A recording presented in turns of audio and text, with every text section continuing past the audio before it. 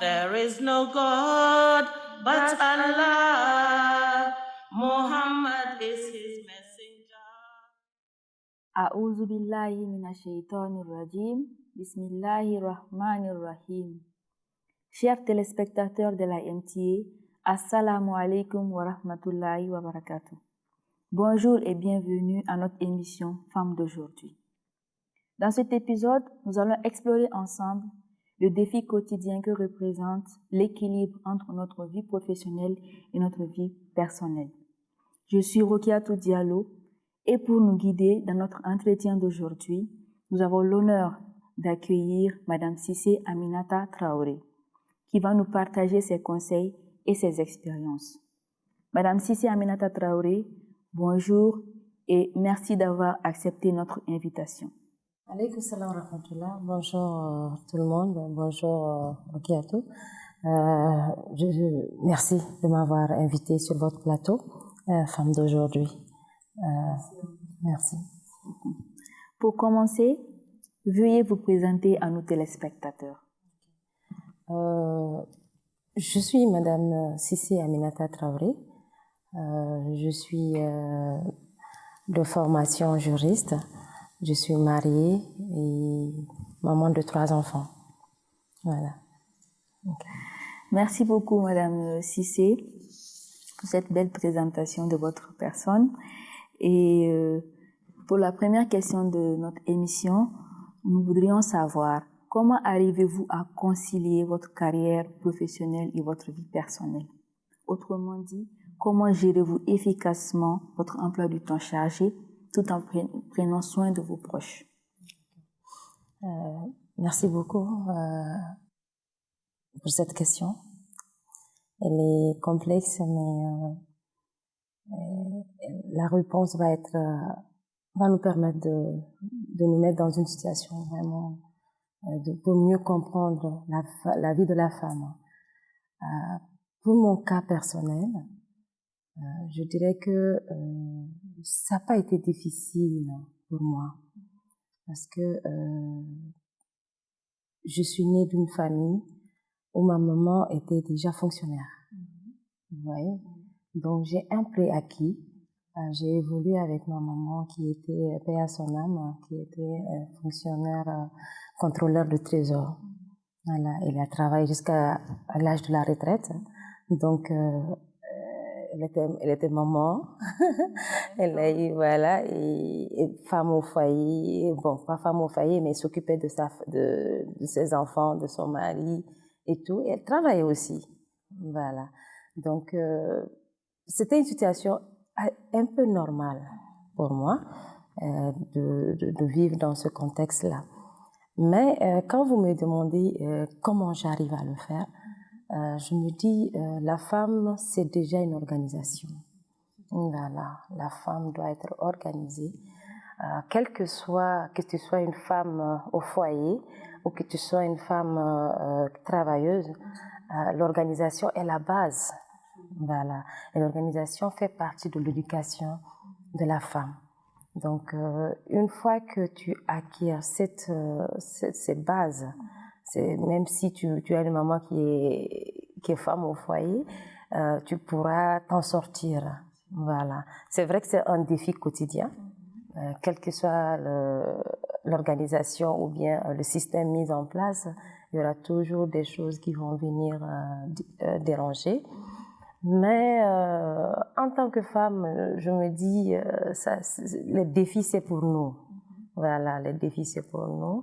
Il va falloir qu'on s'adapte aussi à nos situations, à nos réalités, que ça soit quotidiennement ou que ce soit des choses qui viennent tomber sur nous. Donc la femme, pour répondre simplement à la question que vous venez de poser, c'est une question d'organisation. C'est une question d'organisation. Merci. Merci beaucoup pour cette réponse. Vous l'avez dit, c'est une question d'organisation, c'est une question d'éducation. Une femme se doit d'être organisée, quel que soit ton secteur d'activité. Tu dois savoir concilier la vie personnelle et la vie professionnelle. Merci beaucoup pour cette belle réponse. Et je suis sûre que les téléspectateurs ont pris bonne note, surtout les femmes qui nous regardent. Et vous l'avez dit dans votre réponse, on est tout le temps confronté à des défis et ces défis sont notre quotidien et nous devons nous battre pour les surmonter.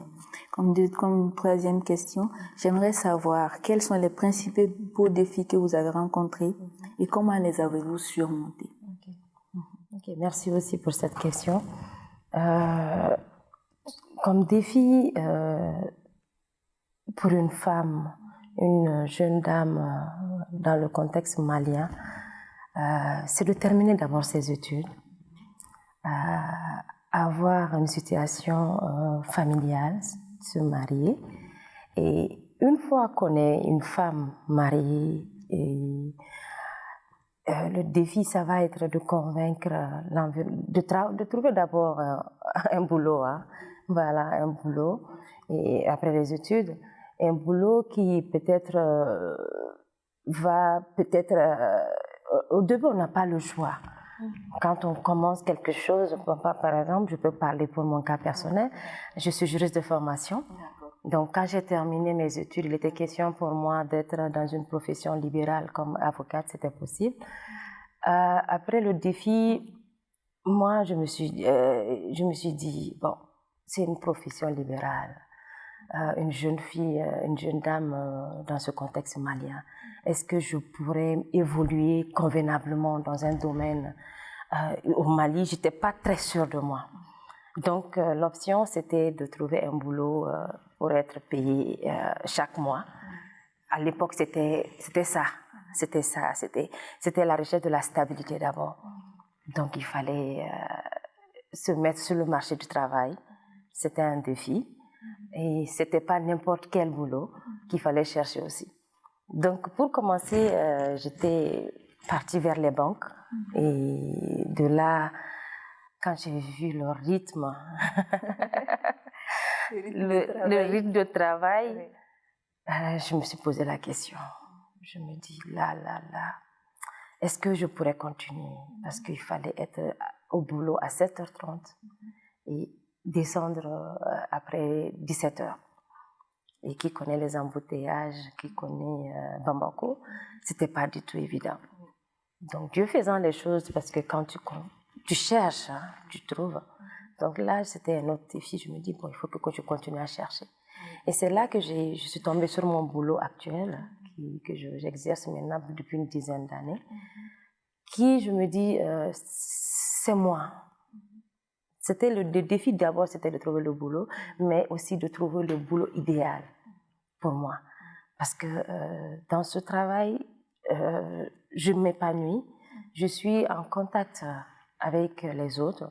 Et c'est pas un travail figé où tu viens chaque matin, tu t'asseyes, tu fais le travail, à 18h, tu rentres chez toi. Donc c'est un travail flexible et c'est un programme. Qui dit un programme, c'est séquentiel. Pour une maman, c'est l'idéal. Tu as un enfant qui se sent pas bien, tu peux demander une permission. Tu n'es pas centré sur le travail. Le défi, c'était ça. Moi, c'était vraiment d'avoir un travail où je pouvais avoir une certaine liberté pour m'occuper, faire mon travail correctement et aussi être une maman. Même si c'est pas à 100%, une maman, quand même, il faut que je sois disponible, voilà, à des moments pour ma famille. Voilà. Donc le défi, je pense que Dieu m'a aidé à relever, voilà. Donc c'est ce que je peux dire. Okay. Merci. J'ai retenu quelque chose dans ce que vous venez de me dire. Vous avez dit il fallait trouver le boulot idéal, voilà. Pour vous, le boulot idéal, c'était surtout de trouver un boulot dans lequel vous pouvez vous épanouir, en même temps professionnellement que personnellement, que votre famille aussi puisse profiter de vous, que vous puissiez évoluer dans ce sens. Et quels conseils vous avez à donner aux dames qui nous voient, aux jeunes filles qui sont sur les bancs jusqu'à présent et qui, dans le futur, doivent travailler, et quels conseils vous pouvez leur donner pour trouver le boulot idéal? Ok, merci beaucoup. Conseil, ce que je dis à toutes les femmes, que ce soit les jeunes filles ou les femmes voilà, adultes comme moi peut-être, c'est que la femme doit se dire d'abord qu'elle est femme. Ce mot, on doit se l'approprier.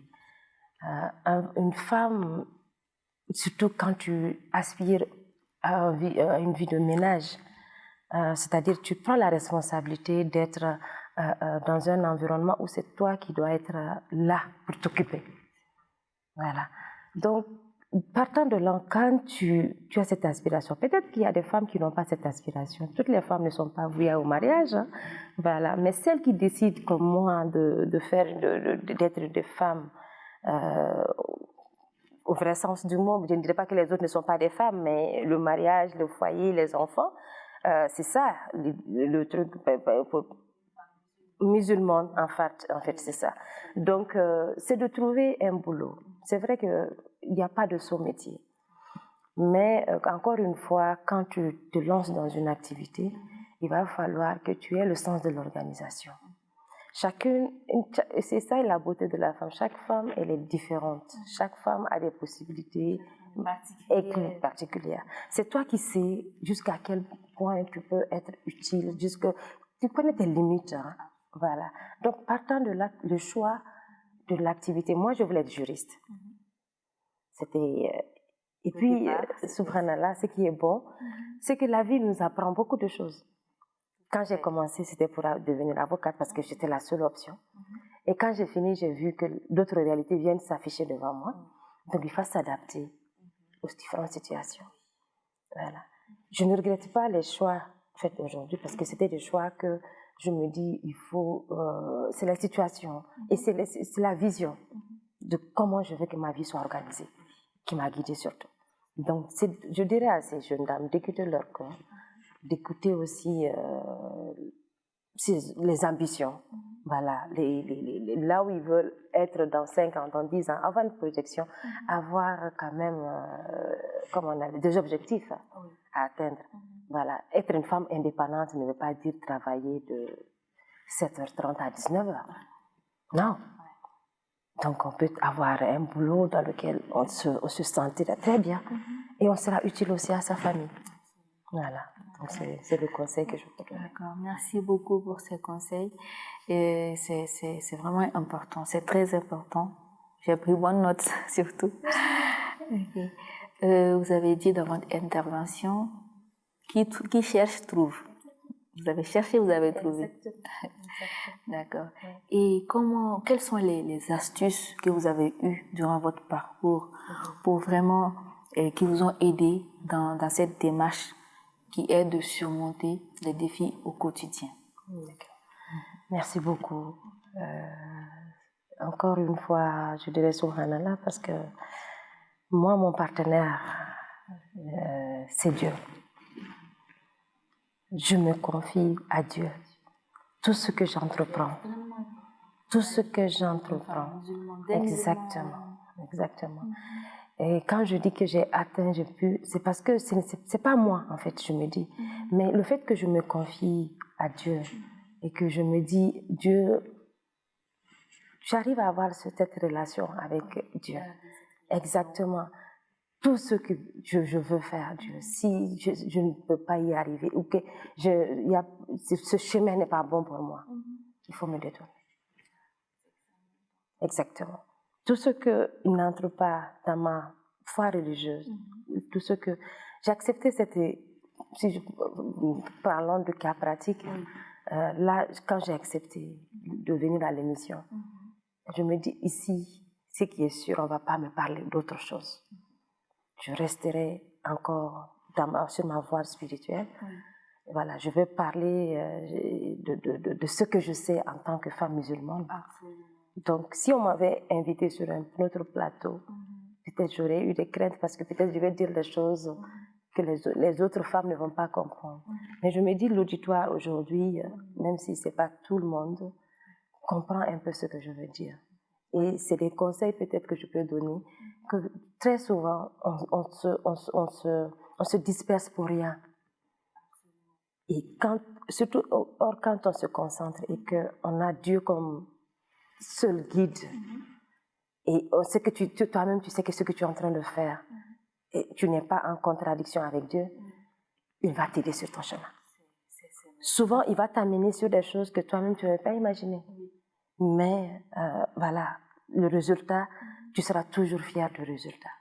Parce que le résultat sera en conformité avec ta foi, tes croyances. Voilà. Donc, c'est ça vraiment l'astuce que j'ai.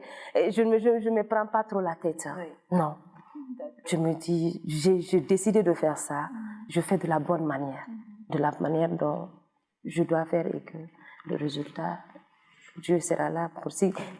Toutefois, si je continue à le faire, c'est que Dieu, il est avec moi. C'est un peu ça. Voilà, c'est extrêmement important. Vous avez dit Dieu, il est au centre de votre vie. Vous vous confiez à lui quand vous avez des projets, vous avez des difficultés, et il sera là pour vous aider. C'est ça. Et toute musulmane et tout musulman doit avoir ça dans sa vie. Cette relation avec Dieu est d'une extrême importance. Exactement. Merci beaucoup pour cette belle réponse. Et maintenant, comment prendre des décisions qui favorisent vraiment l'équilibre? D'accord. Merci beaucoup. Les décisions qui favorisent l'équilibre, c'est qu'il va falloir que toi-même tu sois à l'aise avec ce que tu es en train de faire, que tu crois en ce que tu es en train de faire.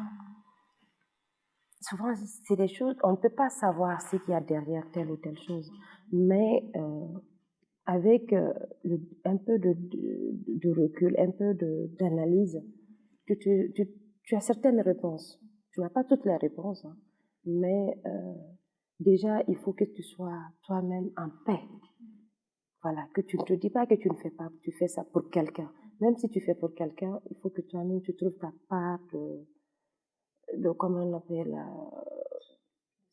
de satisfaction. Est-ce que vous voyez? Par exemple, tu décides de préparer quelque chose pour ta famille aujourd'hui, pour leur faire plaisir. Mais il va falloir que pour que ça soit vraiment bon, que toi-même tu prends part à ça. Partager. Voilà. Donc l'équilibre, ça va partir de toi-même. Maintenant, pour aller vers les autres. Et la décision que tu vas prendre, cette décision, il faut que tu assumes aussi. Voilà. Il faut que tu te dis, quel que soit ce que tu vas venir, je vais assumer. Je vais assumer. En ce moment, quand ce n'est pas bien équilibré pour toi, tu ne seras pas dessus. Parce que déjà, tu te dis, voilà, c'est de prendre aussi le risque. L'équilibre va avec un peu le risque, souvent quand on veut, parce que rien n'est parfait. Et voilà, donc, mais quand tu es sûr de ce que tu fais et que tu assumes la responsabilité, tu prends les décisions.